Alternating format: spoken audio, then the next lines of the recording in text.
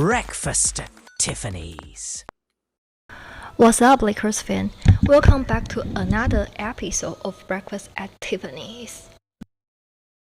How's it going? Is everyone feeling good? I know it's a very frustrating loss. 107 to 125. This is weirdly one of those losses where I walk away frustrated, but not hopeless. Like, yeah, the score looked ugly, but I actually thought there was some really encouraging things in this game. One thing I've been talking about a lot lately is wanting to see some more movement in the offense. More of ball cutting, more relocating, more guys creating advantage without just standing around watching somebody isolate. And we finally saw flashes of that tonight. There were at least 4 or 5 possessions where guys got wide open, especially because they moved after the first action instead of just staying plain. That really mattered. Against a defense like Oklahoma City Thunder, you are not gonna be led by just playing the right basketball, right? I know there are a lot of debate right over here. I'll talk about it later, but right now I just want to highlight what's good for the Lakers and what kind of adjustments JJ Redick did and did help the Lakers look better. Overall, I actually thought the Lakers played pretty well offensively for a long stretch. This was a pretty important game in the context of this series because you never won a 2-0 back to the crypto, right? That would definitely force so much pressure on the team. And I'm happy to see Austin Reaves bounce back. I thought he really did his job. Gotta give major credit to Austin Reaves because he absolutely came to play tonight. And this was the bounce back game I expect from him. 31 points, 6 assists, and a couple of ugly turnovers there, of course. But some of that honestly came from him trying to push the Thunder's defense offensively because the Lakers needed the aggression, especially with Luka out. There just isn't enough self-creation on the roster unless Austin is fully engaged downhill and putting pressure on the defense. And this was exactly the kind of performance both the Lakers and the Lakers fans desperately needed to see from him in this series. What I loved most was not even just the scoring total, it was how he got there. He trusted his floater again. He got into the paint consistently. He moved the ball well. He played with pass and made good decisions instead of hesitating. And you could tell the Lakers made a very conscious effort game plans to help him out. He competed, he created offense, he got downhill, and defensively he even got into shy enough to draw his 4th foul early in the 3rd quarter. That was a huge moment, and I would say that's the turning point of this game. So, because of he got his 4th foul, SGA had to see for a long stretch, and normally that's the window where you have to make your push, right? But that's where the game completely flipped. Because while SGA was sitting, OKC still obviously destroyed the Lakers in those minutes. JJ said after the game that during that stretch, the Thunder outscored the Lakers 34 to 14. Again, 34 to 14. That's huge. While the Lakers had 7 turnovers. 7 turnovers in a stretch where the MVP candidate is off the floor is brutal. That's how you lose control of a game. So for me, that's the biggest issue right now. The margin for error without Luka is just insanely small. People online are acting like any criticism means you are going to ignore the fact that Luka is out or that OKC are the defending champs. No one's ignoring that. Of course, that context matter, but you can acknowledge the circumstance while still talking about the actual basketball problems happening on the court. Because the reality is the Lakers bench just got overwhelmed. So look at OKC's rotation, and they are throwing out guys like Cason Wallace, Jared McCann, who was ridiculous tonight, and Alex Caruso. Just waves of athleticism, defense, ball pleasure, shooting, decision making. Their depth is ridiculous. It's crazy. It's absurd. Meanwhile, for the Lakers, so before the game, we know Wendell was out and Luka was out. So once you got past the starters, there just wasn't enough consistent creation. Luka Kennard gave you 10, but most of that came early. After that, the production just dipped off hard. And that's the difference between Lakers and OKC. They sustained pressure for 48 minutes. But again, there were still positives. I don't want to be too negative here because the series ain't over. We still got 2 games at home. The loud big crowd, the guys will respond. So let's see some positives here. LeBron James got off to a really strong start, finished 9 for 18, efficient overall as he always is, and really hit for threes. Guys did what they reasonably could do offensively, but once the Thunder started ramping up the pressure in the second half, the Lakers just could not maintain composure consistently enough.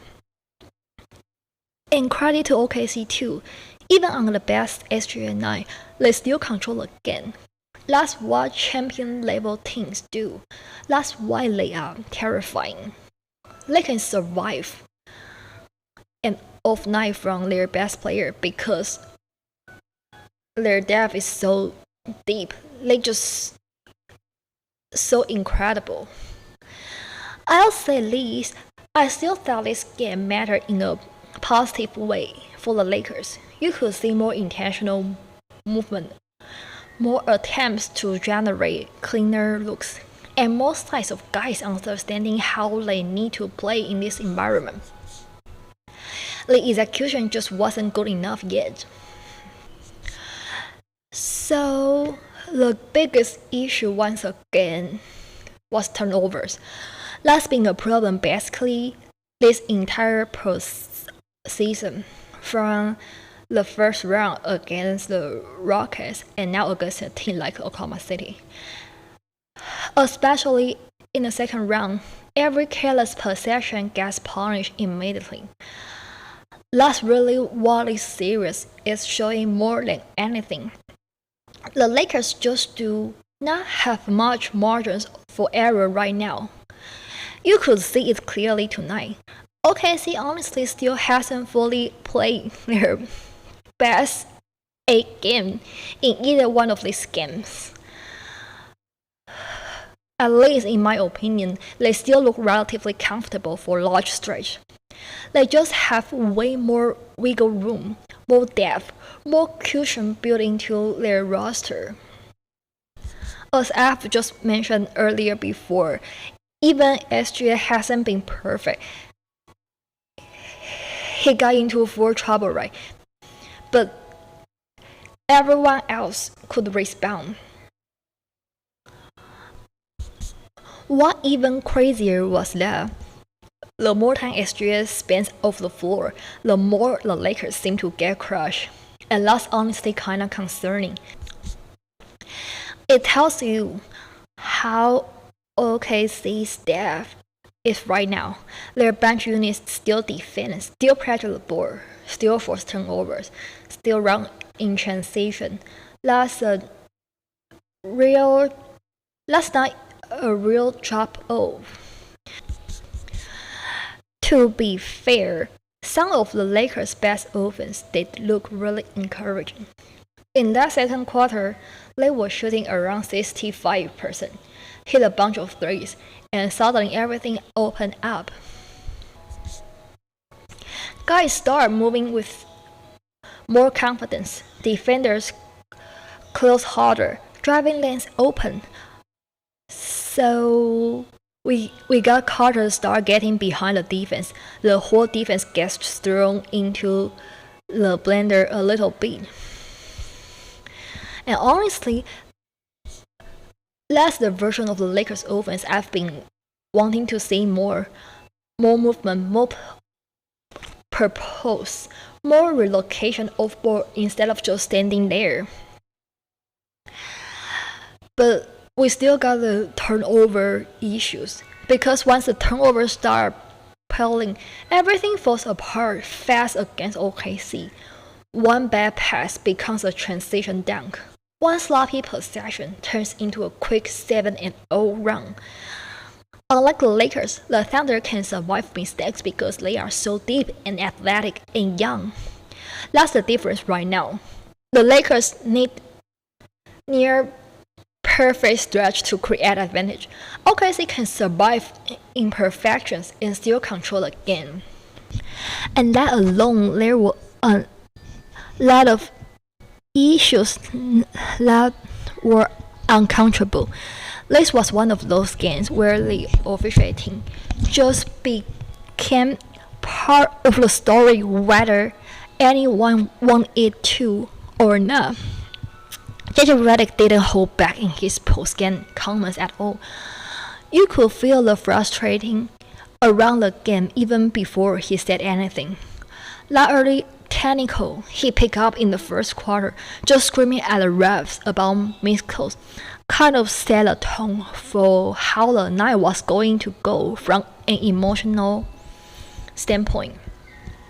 What he really pointed out, and I think a lot of people watching probably felt the same way, is how inconsistent the whistle felt on both ends. He even said it sarcastically at one point, calling them the most disruptive team without falling, and then immediately followed it up by basically saying they actually do for a lot. They are just not always getting called for it. And one of the bigger talking points coming out of this game is how little respect LeBron James has gotten at the free throw line in the series so far. So LeBron averaged over 5 free throw attempts. I remember it's 5.3 in the regular season. And through the first 2 games of the series, he's barely gotten anything, just 5 total free throws. That's a massive drop off, and you can understand why that would be frustrating for the Lakers side, especially in a physical playoff environment. At the same time, it wasn't just one side frustration. Even Mark came out after the game and voiced issues with officiating as well. Not in the same direct way, but clearly enough that both teams felt the game was being constantly interrupted. And that's really the biggest point with this one. Rhythm was just gone. There were 47 fouls called in this game compared to 30 in game 1. Every few possessions there was a whistle, and stoppage, a review, another stoppage. Nothing ever really had time to breathe. Even simple reviews were dragging out longer than necessary. and it just killed any natural flow both teams were trying to build. There was that one sequence involving Austin Reaves and SGA where they were trying to determine whether it was a flagrant or just a regular foul. And it turned into this long, messy chain reaction play where bodies were hitting the floor. LeBron got involved as a trailer, and everything just looked chaotic. Even the broadcast crew was confused about what exactly was being called and why. Just to be clear, none of this is reason OKC won again. The Oklahoma City Thunder were the better team tonight, especially in how they stayed composed, play possessions by possession, and didn't let the emotional swings affect them. That deserves credit. But it was still a very unpleasant game to watch, to be honest, and probably even more frustrating to play in. Both sides were constantly reacting instead of flowing, and that usually leads into a game where nobody really feels in rhythm for long stretch. One interesting thing pointed out by JJ though was about emotion, or the lack of that, from OKC. He basically suggests that part of why they might be benefiting from the officiating style is because they don't complain, they don't react, they don't get caught up emotionally with the refs. They just move on to the next possession, control what they can control. And that's one interesting layer of this series. Because whether it's intentional or not, OKC's approach is clearly about staying even keel and letting the game come to them, while the Lakers, especially in a physical series like this, are more emotionally expressive, which sometimes works for them. But in nights like these, can also lead to frustration boiling over when calls don't go their way. Messy game all around from an officiating standpoint, but again, not the deciding factor, just another layer in a game that already had way too many of them. And I think this is where the game kind of comes back to one of the bigger long-term questions for the Lakers right now. I mean, we have to deal with our rotation and the refs issue and our game plans and the turnovers, right? And I want to talk about rotation a little bit. Rotation management and trust in the bench. JJ Redick said pre-game they were going to try to go 9 deep in this one, but in reality, I thought he actually played like 7 guys. Once the game tightened up, the rotation shook again, and it became pretty clear who he didn't want in the moment. I am not trying to blame them. I know it's kind of the injury issue, but we got to face the rotation and the roster and the bench issues in this summer. As you could feel it, especially when you watch the Oklahoma City Thunder are able to do with their depth. That's honestly one of the most frustrating parts of playing with them. They just have bodies they can throw in, keep the pressure high, keep guys fresh, and nothing really drops off. Right? They can sub freely without losing identity. For the Lakers, it's a lot more fragile. Every rotation decision feels heavier because there just is not the steer margin behind that. And then there was the small ball stretch late in the game, about the final 5 minutes, where the Lakers were still trying to make something happen. They were down around 95 to 107, And JJ made the decision to go with a group of Rui, Austin, LeBron, Kennard, and Marcus Smart, with heads getting pulled. I got the intention there is basically a speed it up, try to generate chaos. See if you can get quick stops and turn it into offense kind of lineup, right? But the problem was the group doesn't really have the tools to execute the vision consistently, especially in the fourth quarter, the final 5 minutes, guys get up. There's not enough speed advantage, not enough rim protection, and once you miss a shot, you are immediately vulnerable on the glass. And against OKC, that's basically asking to lose possessions you cannot afford to give away. Last stretch was like the Lakers were trying to force a comeback without a defensive backbone to support that. I don't hate being aggressive later. You are down double digits late. You have to try something. I totally agree with that, and I love JJ's ambition to try new things.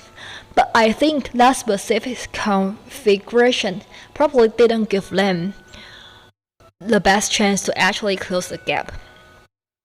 Overall, though, I don't want to make this sound overly negative because I do think there were real adjustments in the game from JJ and the staff. The gameplay itself was not bad.